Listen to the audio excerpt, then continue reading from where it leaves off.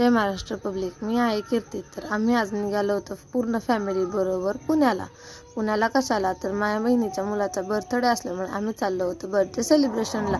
पण नंतर लक्षात आलं की बाळासाठी काहीच गिफ्ट घेतलं नाही. मग आम्ही गेलो मुलचंदमध्ये आणि तिथे कपड्यांचा एवढा ढीक पाहून माझं डोकं हँगच झालं होतं. मग काय करणार, एक ड्रेस सिलेक्ट करायचंच होता ना. मग काय केलं, एक ड्रेस सिलेक्ट घेतलं बिल आणि निघालो.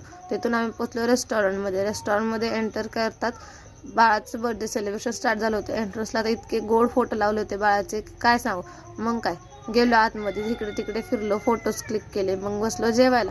जेवण करत करत जरा इकडे तिकडे पाहतच होतो की तेवढ्यात आमचं जेवण झालं सुद्धा.